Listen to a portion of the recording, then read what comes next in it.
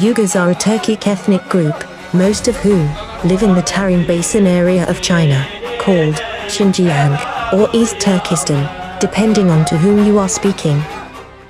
The Uyghur population in China is contested, with Chinese estimates at 12 million, and Uyghur estimates from 20 to 35 million.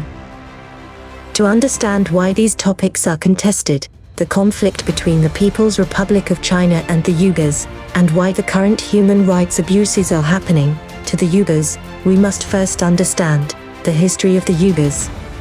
The conflict between the Uyghurs and the Chinese state goes back centuries. The Uyghurs have a long history of migration, integration, and assimilation between different cultures, religions, and shifting lands, before settling in the Tarim Basin in 1280, which was shortly followed by the beginnings of the Turkification of the region, notably linguistic, and the spread of Islam. Chinese presence in the Tarim Basin dates back to the Han Dynasty, and continued periodically until the Qing Dynasty, which was the first conquest to completely incorporate the region into their rule, in 1880s. Since then, Chinese rule and overt presence in Xinjiang has been constant. The Qing Dynasty and subsequent governments began eroding the Uyghurs' autonomy, such as appointing regional leaders of Han descent. This eventually led to a series of uprisings and rebellions in the 1930s and 40s, and eventually, the establishment of the Xinjiang Uyghur Autonomous Region in 1955. Despite this, the suppression of Uyghur culture and forced assimilation only worsened. The events of 9/11 resulted in increased Islamophobia across the globe, and many Muslim groups and individuals were arbitrarily named terrorists as a result. The Uyghurs were one of the victims of this pattern.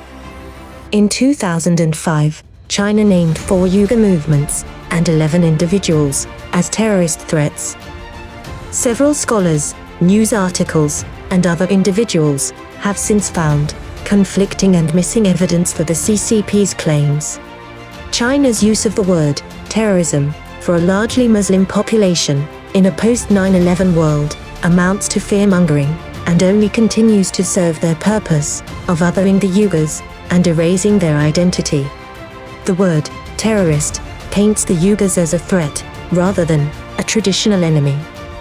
This not only dehumanizes the Uyghur people, stripping them of their long history of oppression by the Chinese Empire and Republic, all while attempting to gain sympathy and justification for their continued abuse on their human rights. Any political aims the Uyghurs might have to regain their autonomy, culture, and traditions are rendered terrorist objectives.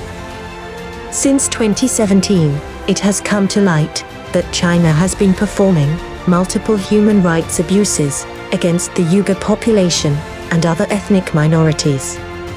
They claim to be fighting the 3 evils of terrorism, separatism, and religious extremism. These abuses include invasive surveillance, internment camps, withheld their passports and other personal belongings, forcibly sterilized Uyghur women, separated families, and dozens of more crimes. The CCP's actions are violations of both international laws, as well as its own constitution. In a report from the Australian Strategic Policy Institute, an estimated 80,000 Uyghurs and other ethnic minorities were transferred to re-education camps.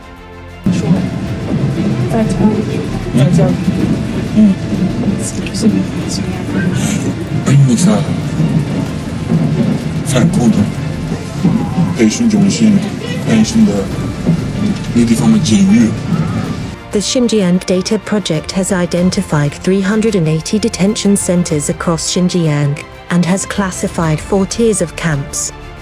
Tiers 1 and 2 have relatively low levels of security, and detainees are kept for a few years. Tiers 3 and 4 have been described by those who have escaped as prison-like detention centers, from which very few are allowed to leave. Because of their comparatively less prison-like layout and larger focus on rehabilitation, journalists and diplomats are allowed only on tours in Tier 1 camps.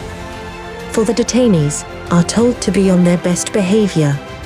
Мындайды өзіміз өткіздік, мен өзім өткіздім басымнан сол лагерьде жатқан кезде Егер қай-қайсың аузыңнан шығатын болса, сендер бұдан да қиын жерге кетесіңдер. China's camps have clear and several violations, with evidence shown by satellites, construction bids, NGOs and witness sources.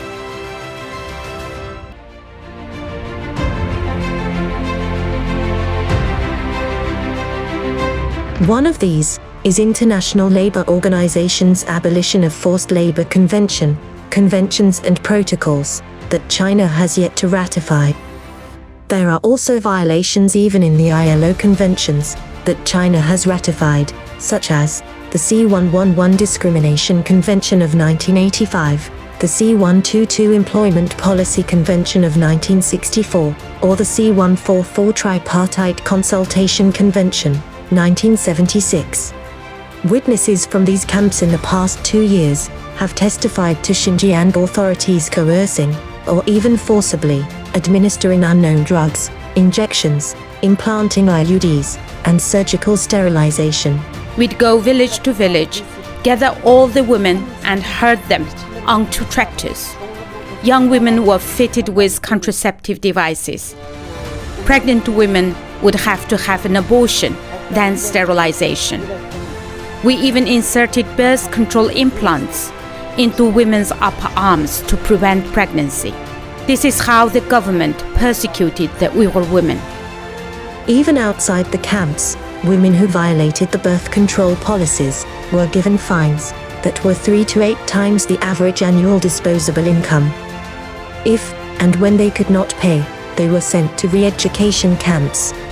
Forced birth control of a population meets one of the UN's criteria of genocide.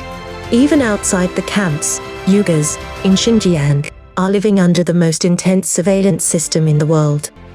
Every 200 meters would have a police checkpoint. And then on top of that, there are all these checkpoints at public places wherever you go. If you're Uyghur, they stop you. They would just say, "Where's your ID? I want to check your ID." They would punch in the ID number and then they would see Police in Xinjiang use this surveillance app that is paired with a system of surveillance that the CCP uses. Police can access information on residents from checkpoints, facial recognition, emotional responses, geo-tracking, and mandatory QR codes on houses. The app is even being installed on tourist phones. If anything suspicious is identified, the closest police are alerted to come investigate. For example, if a Quran is found in someone's home, during weekly interviews, these individuals are sent to the re-education camps. This violates both international and Chinese laws. Article 36 of China's constitution states that citizens of the People's Republic of China enjoy freedom of religious belief, and that the Chinese state protects normal religious activities that do not disrupt public order. The article's wording has left space for the CCP to claim the Uyghurs are disrupting public order through terrorist activities. This surveillance leaves the Uyghurs fearful of being flagged for such arbitrary reasons as not using the front door, avoiding social contact with neighbors, using WhatsApp, using an unusual amount of electricity. Weekly, house-by-house interviews are conducted of Uyghurs to collect information on their religious practices, political information, information on their neighbors, etc. Anyone outside of the ordinary is sent to the re-education camps. Dozens of newspapers, research institutes, NGOs, activists, and independent actors have reported on the human rights abuses happening in Xinjiang. Along with them, GHRD condemns these abuses and demands that action be taken against them. In addition to the cultural erasure of the Uyghur ethnic minority, there is growing evidence from direct witnesses, family members, and research institutes that China is daily performing dozens of human rights abuses against thousands of Uyghurs and other ethnic minorities. Thousands of people are daily experiencing the erosion of their own dignity, autonomy, and humanity. Uyghur women are being forcibly married into Han families, mosques, or Islamic-inspired architecture are being destroyed and demolished by the CCP. Excavating or relocating mass graves of Uyghur bodies or disappearing family members of those outside of China who are speaking up against these gross abuses. China's treatment of its Uyghur population breaches several domestic and international laws. Some argue it can be considered cultural genocide. Witnesses report torture inside the internment camps. Freedom of movement is severely restricted. There are several things that the international community can do. Over 82 well-known companies use Uyghur forced labor in their supply chain. We need to pressure companies to thoroughly investigate the source of their products. Anything produced in Xinjiang should be considered as produced under forced labor. Companies must in turn pressure the CCP to end these violations, or they should end their partnership with those factories. If they do remain in partnership, we must demand full transparency in order to address potential violations of the workers' rights. Foreign governments also must take a stand. It is not enough to condemn the abuses in Xinjiang. Governments should review trade agreements with China, pressure China to revisit and ratify international forced labor conditions.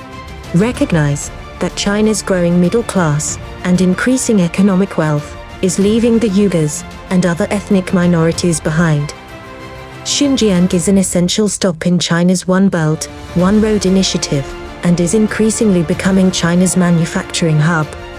China, therefore, wants to keep a strong grip on the region to retain the wealth it gains from the BRI and pressure China to allow Uyghurs the same opportunities for growth as the rest of the country. The GHRD strongly condemns the dozens of human rights abuses against the Uyghur population in China and calls upon the international community to make a stand.